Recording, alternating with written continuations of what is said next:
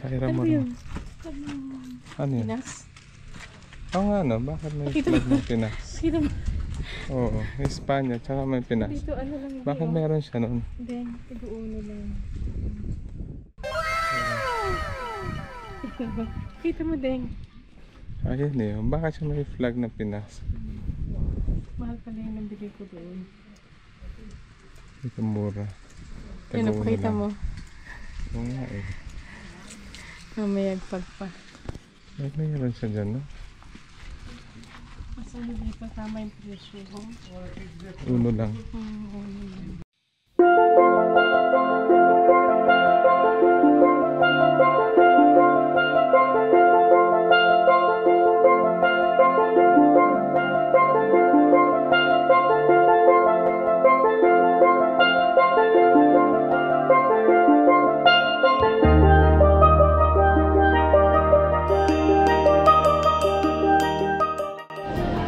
Ethan, ready ka na? Sa biyahe nating malayo. Malayo. Halos ilang oras din. 2 hours, no, Ethan? 2 hours yung biyahe natin. 600. 600 hours travel. Yung Lili Parangmata to. Nandito tayo ngayon sa Ethan? Petrol station, no? Tayo sa Fatima. Punta tayo ng Fatima. Layong biyahe at tumigil muna tayo dito sa petrol station. Ethan, stay on the left hand side kasi busy. Oo. Busy dito sa, ano nga pupunta sa Fatima. So, nandito kami ngayon, malapit sa may Porto at pababa kami. Ethan, Fatima. Halika. Layong biyahe din to. hindi pa nagmamaneho si June. Oo, 1 oras pa lang naman. Ito yung ating maliit na sasakyan.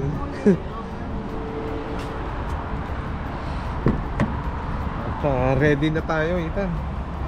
Ready na ulit tayo mag-ride. Inom kami ng tubig, June. Oh, inom muna ng tubig. Can I have my drink? Kasi isang diretso na naman to. At handa na kaming umalis ulit. Magmamaneho ulit ng 1 oras.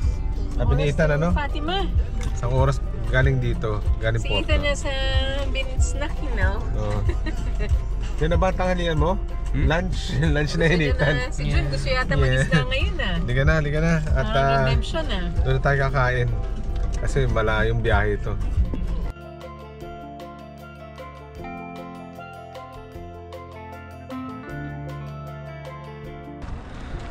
Oh, Sheila, nandito na tayo sa may Fatima, yung may apparition. At Sunday Mother ngayon, ang Mary. daming tao, ang daming turista. Ang daming tao dito, talagang puno. Parking Maganda pa na lang. nakatun tayo sa parking na may lilim. Oh, pinark natin sa malapit sa may puno. Kasi ang daming tao Ano ngayon. na ba, mga 2:30 in the afternoon? Late na kami 2:30. nakalabas. Oh, tsaka ano, mainit. Halos 29 degrees. Ethan, come here. We gotta cross. Let's cross. Halos sa 3 oras yata ito minaneho ni June. Yan, malapit na tayo. At hindi tayo maglalakad ng walang hat. Oh, dahil sobrang init. Ang init. Pero ito na lang siya, oh. Nandyan lang. Sa likod lang ito. Pero, for Sunday, no? Ang daming tao. Siyempre, Daming yun tao na yung talaga. day of rest rin siguro nung I know. yung chance na Ayun yung church, oh. Doon. Yan. Shall we go here sa left? Pinikwento Oh, ni mag-right June yung tayo. ano niya, yung Yan, ano? kay Ethan, kung ano yung relevance nito.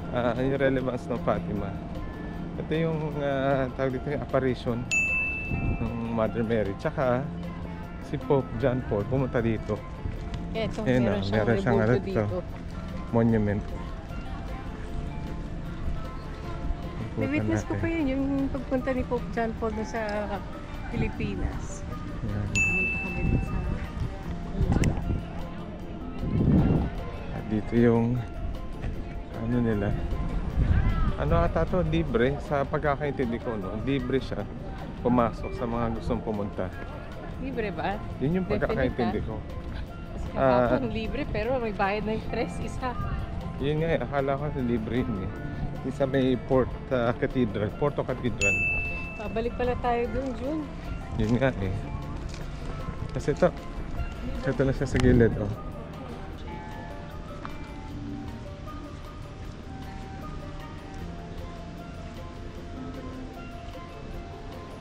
Nakarating na rin tayo finally dito, June.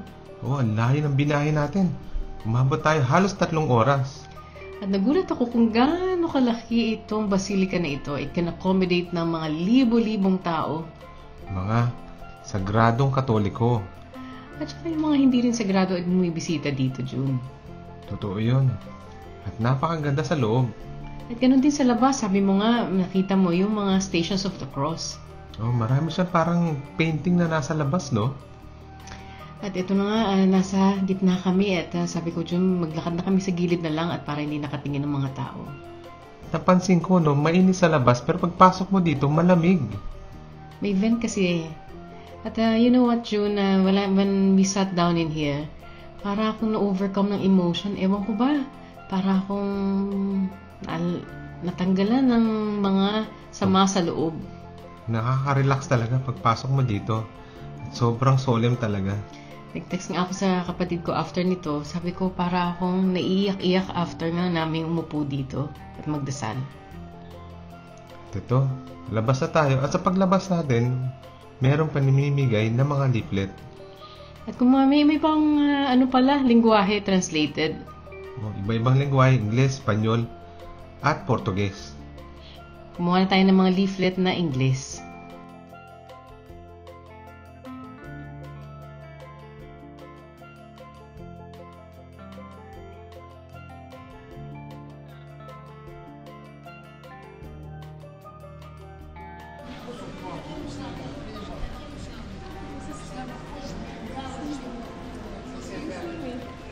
What is it? Kala ko mister. Kailan niya sa mga leaflet mo kami sa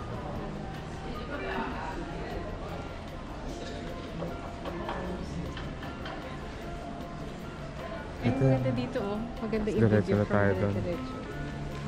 Ay, Ito yung basilica ni Holy Trinity. Tapos sa harap naman yung Basilica Holy Rosary. Nasa harap lang yan. Puntahan natin yan. Saka meron sa baba eh. may mga prayers sa... May mga parang leaflet. leaflet. Tapos sa baba, hindi ko alam. Gusto mo puntahan natin sa baba kung ano yung nandun, no? Dito muna tayo sa ano. Baba muna tayo kasi nandito na tayo. Tapos go up. Sige, sama kayo sa amin. Ito, May krus na malaki. sama ka pala. Saka may mga rebolto ni Pope. Saka dito, no, sa left, no?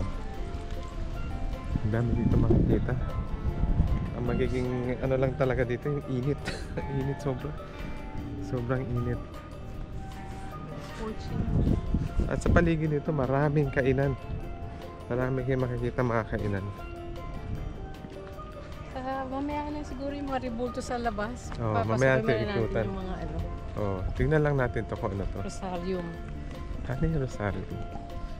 Sa bulok. Ika, sama kayo sa amin. Tignan natin kung ano yung nasa baba nito.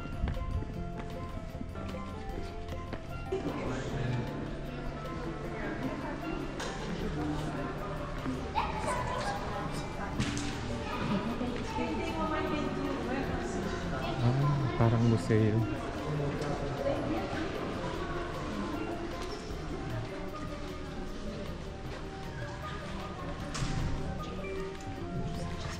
Napakagandang mga paintings depicting si Jesus dito.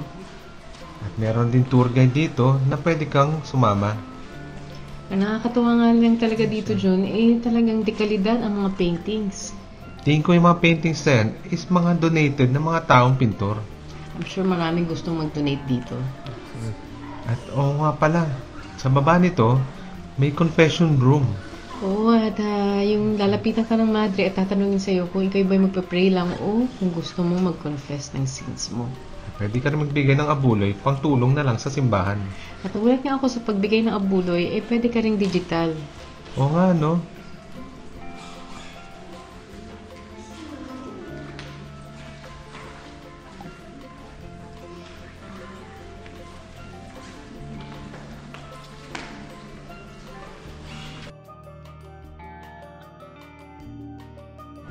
Please thankful for something. Oo. Thankful o may prayer siya na gusto niyang hingin, gano'n. Like when you do the mother. Mm-hmm.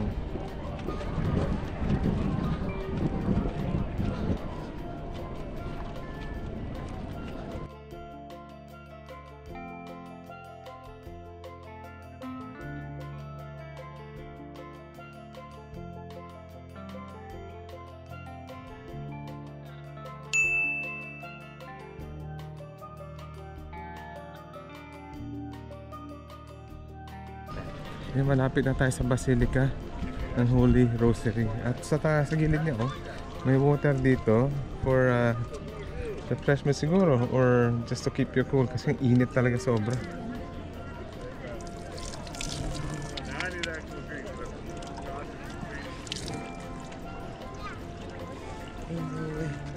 Init.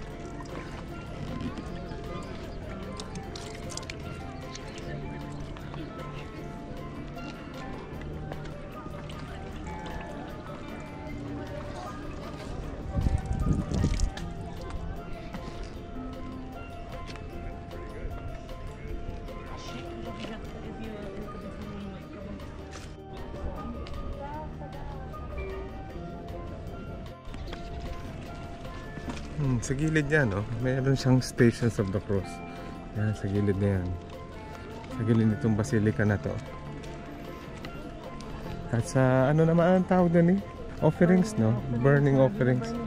Yung mga offerings. Oo, nandito. Mapadasal, no? Yung dasal niya. Yan. Sige, pasok tayo naman dito sa, ano?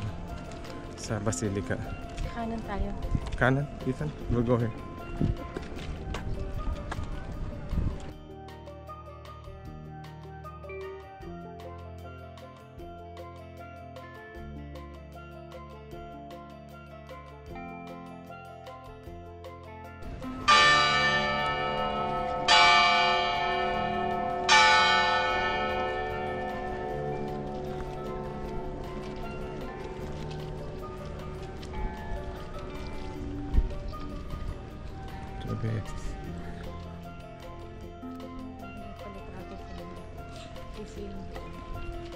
Ayan.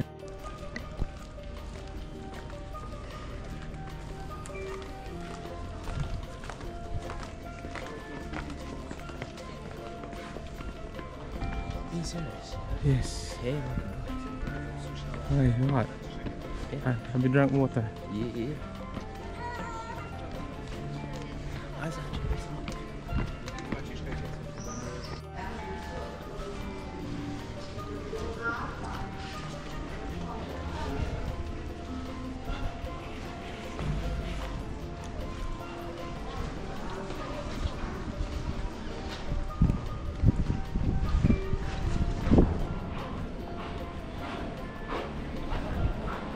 Finally, we're here in the Basilica of Our Rosary of Our Lady Fatima. Nagpapasalamat ako kay Ethan kasi he's been very patient with us. It's about 36 degrees ang temperature sa labas. Napakainit po talaga. It's scorching. But he's been very patient. Marami kaming pasasalamat sa Diyos sa mga blessings na binigay niya sa amin throughout the years. At ganun din na pinagpapray namin ang aming mga kamag-anak mula sa Pilipinas for their safety and good health. At ganun din sa ating mga kababayan na nasalanta ng bagyo. I'm sure the Filipino people are very resilient people, but I wish them the very best na makaahon ulit dito sa nangyaring sakuna. Yung pagdadasal namin mga kababayan nating nasa Pilipinas. As we were touring in here, sabi namin kay Ethan how blessed we are to be able to arrive in this area. Rome seems to be the best place to visit before for us, but as we arrived in here, para akong na-overwhelmed ng emotions ko. I just do not know what it was. Malayo itong pupuntahan na to, itong Fatima. At talagang titiisin mo makarating lang talaga dito. At sa labas ay makikita nyo na merong area wherein you can pray, parang nilang kapilya. At next to it, you can offer yung, kandila, Yeah, at saka yung mga offerings nila dyan. So, napakainit po dyan. Talagang they're burning something in there. Yung mga offerings yata. At ano naman to, libre. Libre naman. Pwede ka umikot. Iwan ka rin ng offering kung gusto mo mag-iwan ng offering. Pero lahat to libre. Confess. Oo. Confession of sins sa meron doon, mga kapilya. May mga madre, no? Tatanungin ka na kung gusto mo mag-confess. Saka kung may padasal ka, nandun, tatanungin ka nila. Yung bus, wala kang parking dito. Itong area na to, pre-reserve nila. Ito yun. So, ano lang yun? Yun yung parking. Ibig sabihin, lalakad ka na lang dyan. Your destination is on the left.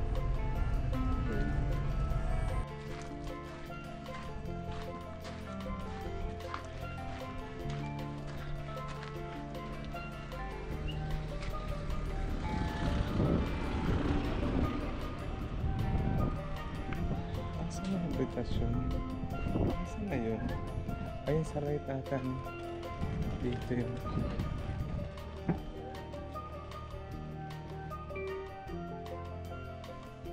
Na-preserve nila yung area.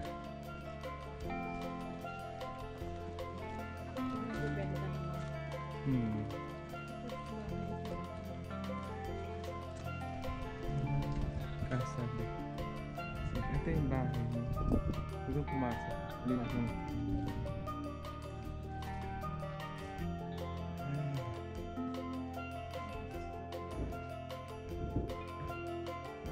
Puntas.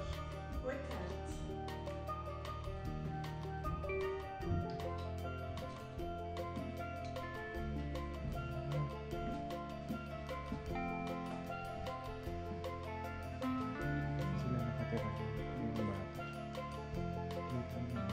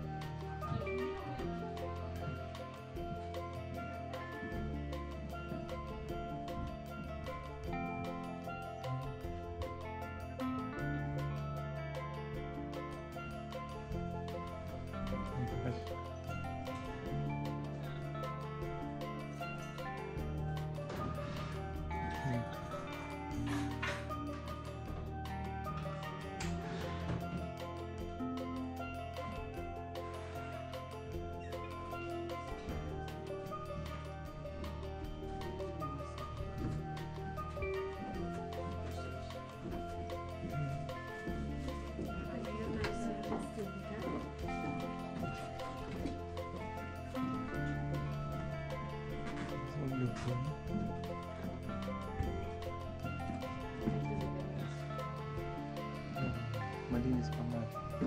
Sa totoong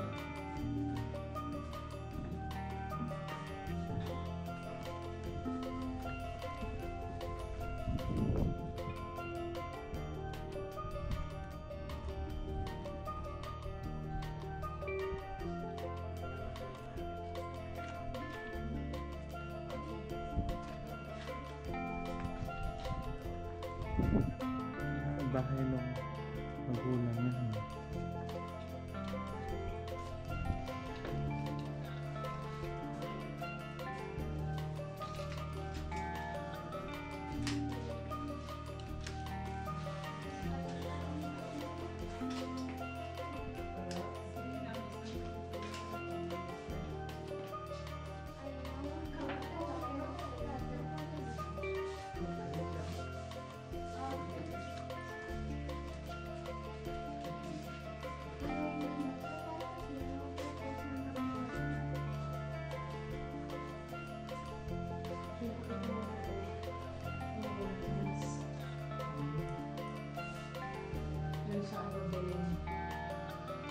Nagka-farm ata yung pamilya.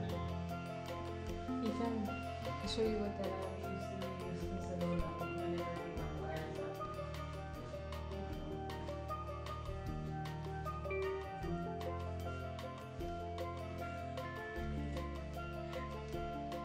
yung gamit namin. So, Natira ata isang bata eh, naging madre.